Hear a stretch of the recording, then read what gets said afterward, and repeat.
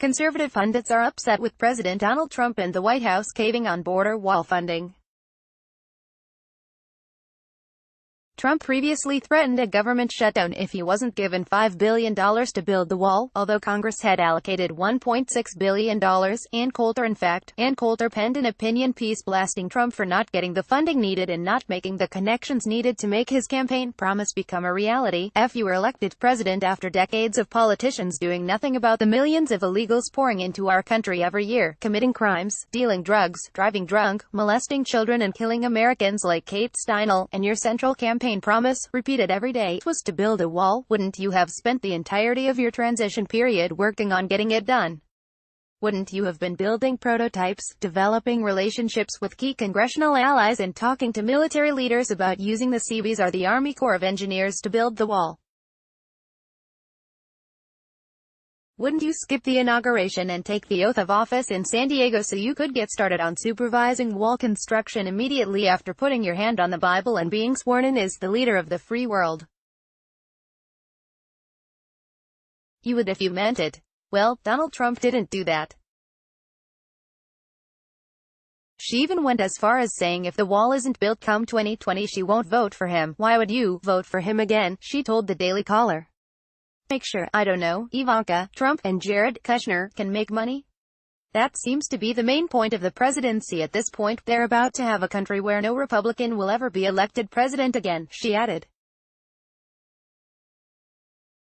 Trump will just have been a joke presidency who scammed the American people, amused the populists for a while, but he'll have no legacy whatsoever. Is the border wall dead?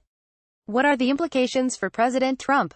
Ann Coulter says it makes him a one-termer. What say you, Martha McCallum? At Martha McCallum, December 19, 2018. Rush Limbaugh, on the other hand, lamented over the stopgap measure that would keep the government open through 2019. The Hill reported, if the measure passes, Trump gets nothing and the Democrats get everything, including control of the House in a few short weeks, Limbaugh said. This is textbook. It's a textbook example of what the drive-by media calls compromise. Limbaugh was also quick to point out that the $1.6 billion that was previously allocated for the border wall is now gone. That's gone, too. Not only is there not gonna be $5 billion, there isn't gonna be $1.6 billion that was already allocated, he said. So it's an even better compromise in the minds of the drive-by media and the denizens of the swamp. Not a penny. Forget wall. Think border security. Ben Shapiro. Daily Wire's Ben Shapiro shared similar sentiments with the others. On Tuesday, he penned an opinion piece blasting Trump's decision. Democrats continue to preach that a wall would be immoral in some unspecified way. It's the wrong thing to do, incoming Speaker of the House Nancy Pelosi, DCA, stated. It doesn't work. It's not effective. It's the wrong thing to do and it's a waste of money. It does work. It's not ineffective. And the only time Democrats seem concerned about excessive government expenditure is when national security is implicated. In any case, it's a pretty gutless move for the administration to back down from a fight over the wall after revving up Republicans for precisely that fight, especially since back in January, Senate Minority Leader Chuck Schumer, DNY, was forced to back down from his own shutdown attempt while trying to push President Trump to grant amnesty to so-called dreamers. Americans don't understand the Democrats' agenda with regard to the wall. They do understand Trump's. If Trump agrees with that assessment, backing off a fight is a mistake. Meanwhile, the Trump administration is about to send $4.8 billion to Mexico in development aid. So much for Mexico paying for the wall. It's an even bigger mistake considering that Republicans are simultaneously pushing hard for a vote on criminal justice reform. This was never a priority for Trump. It's been far more of a priority for top aide Jared Kushner.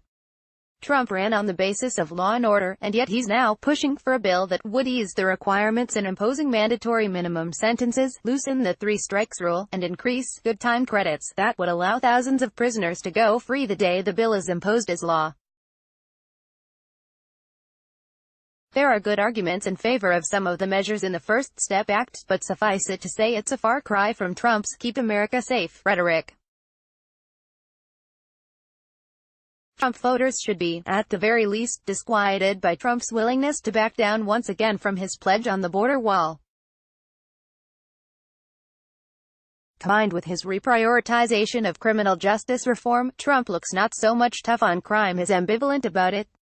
Michelle Malkin. During an interview with Fox and Friends on Wednesday, Michelle Malkin admitted the Trump administration caved on an issue that was important to conservatives. "Well, I'm not going to sugarcoat it. I'm not going to spin it. I wish I could, but I can't. This is a cave.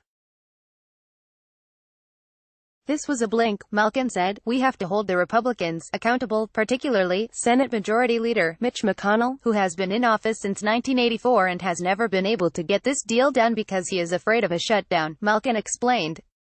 But now look at what the White House is forced to do: scrounge around for $600 million in the defense budget in order to fund a puny 100 miles? As if border security is an afterthought.